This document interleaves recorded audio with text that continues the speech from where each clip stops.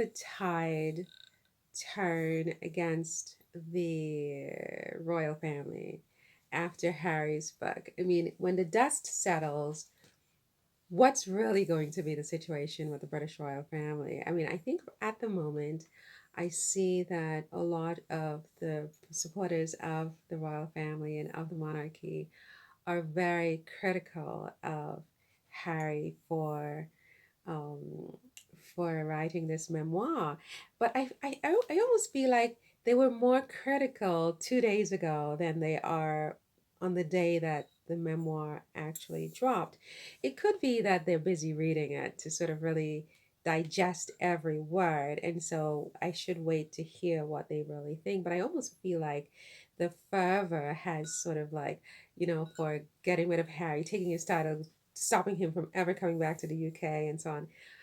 I feel like that fervor is sort of like, muted right now. It could also be that I've been very busy and I haven't really had time to go through the internet and looking at what everyone is saying. But I feel this energy of like almost a diminished amount of vitriol, which is kind of weird. That said, I do wonder whether when the dust settles and people get over the shock, whether we're going to see more criticism of the royal family in the press, the media outlets that typically support them. I don't think the British press necessarily will turn on them, but whether maybe YouTubers like, I saw this one YouTube snippet yesterday where apparently it was the first time I was seeing this woman, but apparently she is pro the royal family and anti Meghan and Harry. And she said yesterday that now that she's read Harry's book, that she has a better perspective. She believes Harry and et cetera, et cetera. She said some things that were highlighted because it's a departure from what she has been saying all along. And I do wonder whether we'll see more of that because I think that it's one thing to say Harry should have kept everything secret and not tell everybody what's going on, all the family secrets, all the dirty laundry in public in this way. And so there's that element. And okay, we can all we can all have an opinion on that.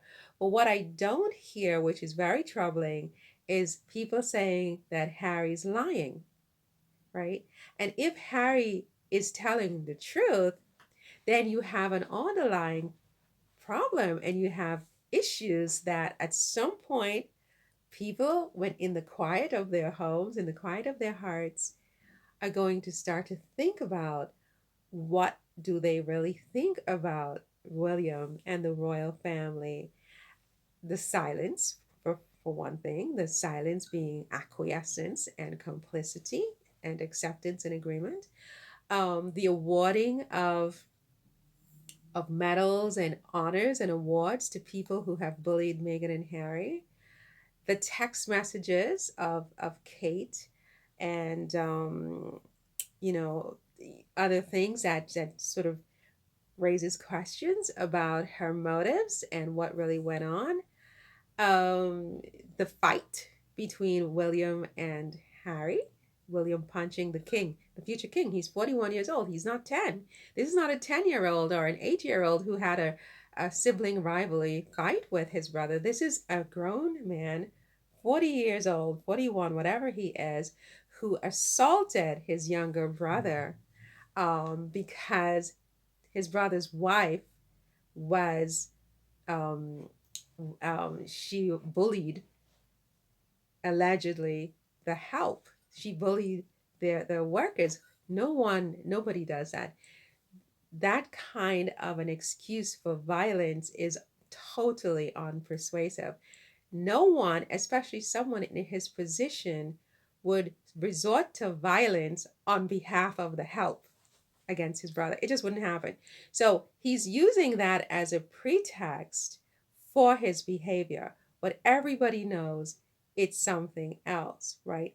But even so, whatever it was, the fact that this is the type of person that he is, that would floor his brother. He could have killed. What if Harry had hit his head? What if he had gotten Harry in the face and Harry had a black eye and had to explain it to the world. What if he had become crazier and had gone with a weapon of some sort, and in a passionate moment committed a crime against his brother? People have to think about that. And I think that the more that people think about that, is the more they're going to start to question everything that they have held to be true and self evident about this monarchy, about this institution, and about the people inside the palace walls. I mean, Camilla, the villain, you know, bodies on the streets. Listen to what Harry said about her. She's a villain. She needed to rehabilitate her image, and there were going to be bodies on the streets. The first one, I guess, being his mother. Her body was literally on the streets post Camilla. Camilla didn't drive her car into the walls in the highways here or the tunnel in Paris, but Harry said she's dangerous. These are Harry's words. She's a villain, and she will get in bed with whoever she needs to get in bed with to achieve her objectives. Is this a queen? Is this somebody that we well, I'm not British, so I am my queen, right? But if you are British, is this your idea of a queen? Isn't a queen someone, well, for me, to show an example, like a good example to everyone else? Is, to me, Camilla doesn't sound like she, I don't know the woman. I've never met her. Maybe if I met her, I would have a totally different perception of her. But she doesn't sound like someone who I would want to emulate, you know. And so I'm genuflecting to someone I don't want to emulate, your majesty, insofar as what? Why is she your majesty? She had a meeting in Buckingham Palace, supposedly to support women in the world, because she said there's a pandemic of violence against women in the world. These were her words. I listened to her myself. I'm not getting this from the media. I listened to her. She said there's a pandemic of violence. And so she had this whole thing at the palace where she wanted, brought together all these queens. Queen Rania from Jordan, and Margaret, etc. And they all went together. These are women. These are queens and princesses. And you have a daughter-in-law who is being abused. Pandemic of abuse. Did I say that? Pandemic of abuse. And you have a daughter-in-law who's being abused to the level that she's being abused. She's your daughter-in-law. Okay? She is the wife of the son of your husband, right? And you can't find a word to say in her defense in public. You can't issue a statement, and you are a queen? You are a queen? Worse, you are friends with a man who advocated for people in England to parade your daughter-in-law in the streets naked and throw excrement at her? And he said this publicly in writing? So it was premeditated? He could have edited this? And you couldn't think of anything to say to denounce him? And you are a queen of England? Are you serious? Now, look, I think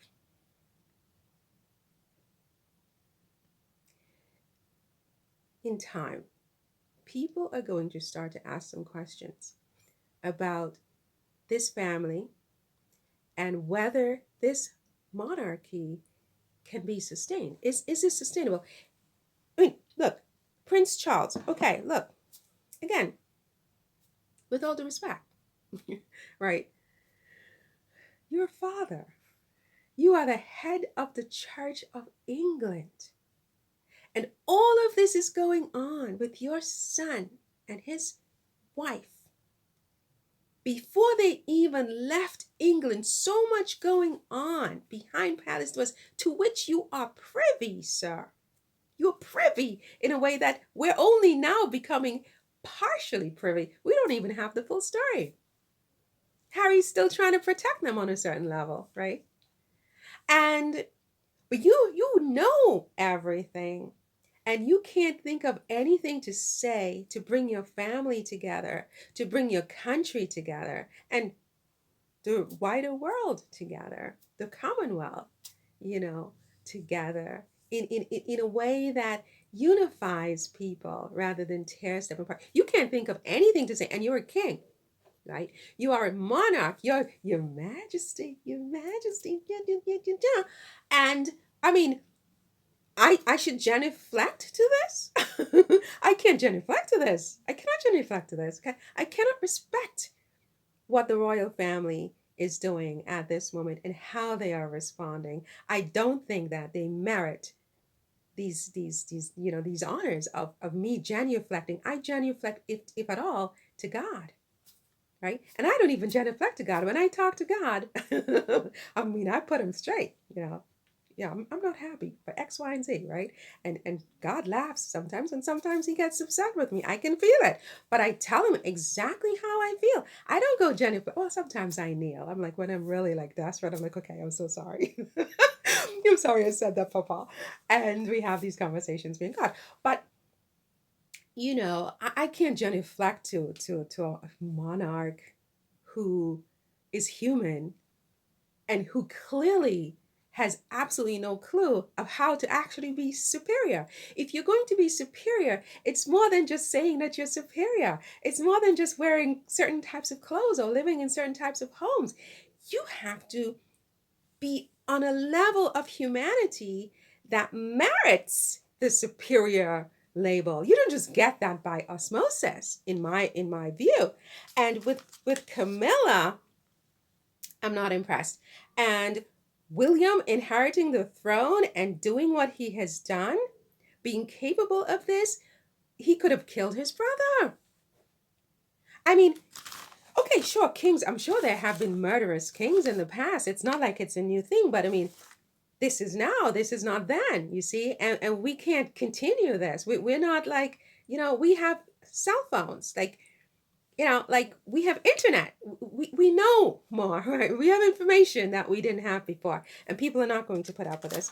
And so I think Harry's book potentially could change a lot in the monarchy. Maybe for the better, maybe for the worse. I don't know. I mean, I think that the royal family's silence is very, very troubling and very telling because human instinct being what it is, if Harry was lying, there would have been a statement weeks ago on this, right? If he was lying, especially about William punching him to the floor, there would have been a statement. And the notion that Harry should keep that a secret, but we out bishops and popes and priests when they abuse, but we can't out the prince and the king and the queen consort and the queen to be consort, but we can out the priests and the bishops.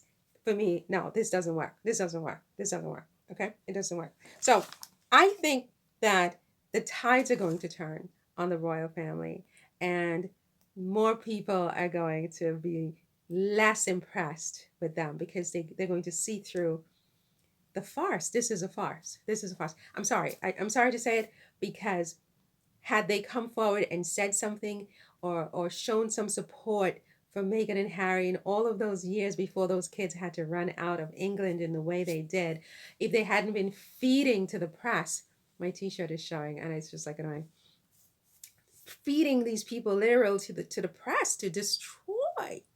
Well, I'm going to talk about Kate in a different video, but yeah, the tides are going to turn. That's what I think. So there you go. That's it for this one. See you in the next one.